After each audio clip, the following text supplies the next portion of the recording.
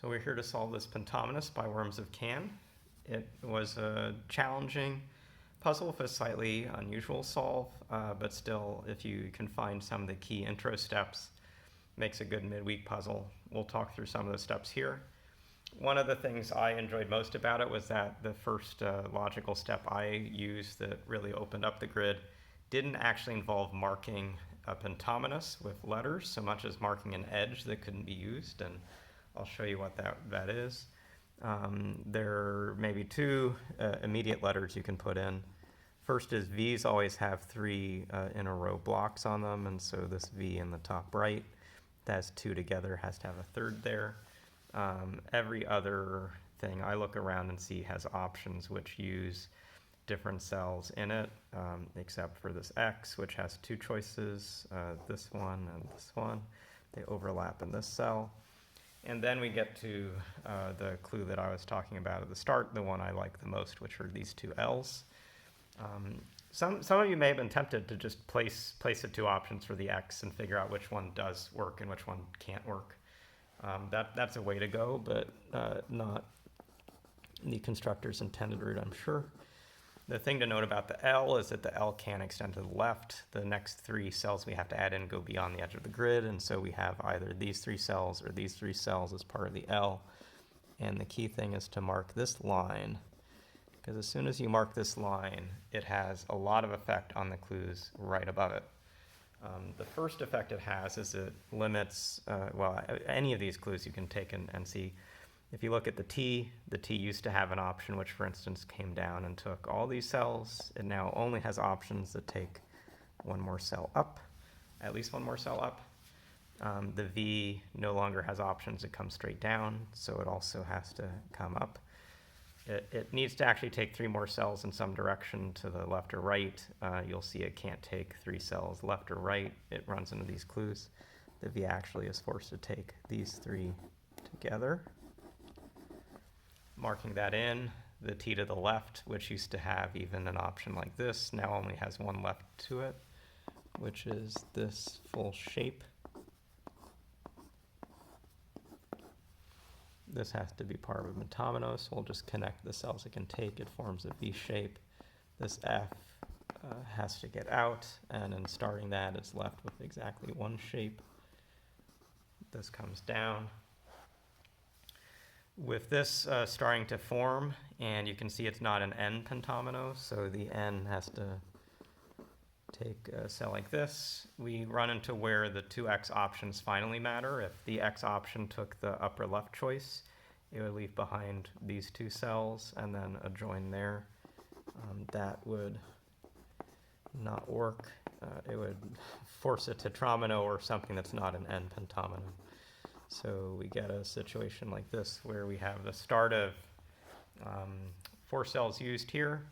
It can take this cell or that cell. If it takes the top cell, forms an L. Note that these two become 3, 4, have to take a fifth, which is another N touching an N.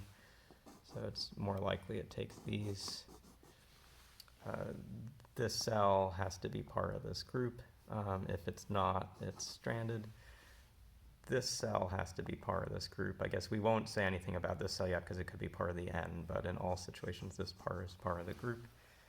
And the key question at this moment is, does this cell belong to the V, or is it part of a P? If it's part of a P, the V comes like this and isolates these N's. So you get this shape, and the N takes one of those two paths. One of the things to see is now looking at this W. At the start, it was going to have some interesting interaction with the X clue because we have some of these cells here so that the W can't come all the way down. The W has to take some cells up here. There are really two cells it can choose to take. If it takes this one, it's going to extend and be this shape, or it can take this one and come down like this. If it takes this cell, we now see that it's leaving one behind to the left, which is going to be part of an N. But that would then need for it to be a complete N shape, take both of those cells. And so this is not part of the W, but this cell can and must be. Form these coming out. The N comes up, L we finally identify comes up. We could have done some of these earlier on here at the top, but I'll just put them in now. This L takes one cell coming upwards. It can't come all the way up and be 4 long, so this is the 2 long stretch of it.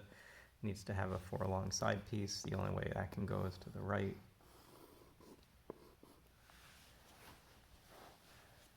This is these two are part of an F, which is always in a 3 by 3 bounding box. The center cell of that bounding box is always part of it. And the rest of the F shape, the only one that's actually possible is the one I'm drawing in now, or my U over in the lower right corner. Now let's think about this T. A T can't come to the left. If it does, it's going to have to take all these cells, so it's going to be forced to come to the right.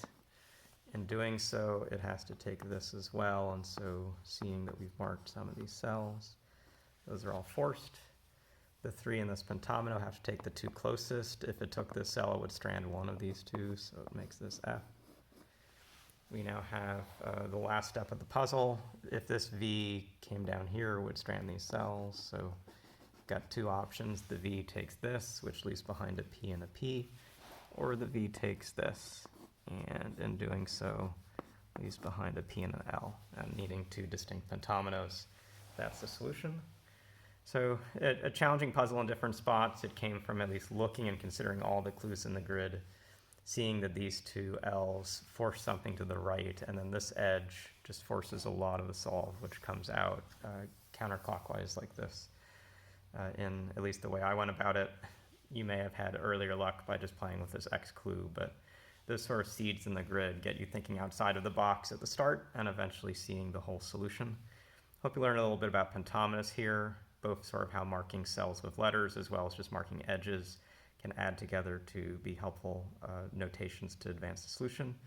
We'll see you again soon.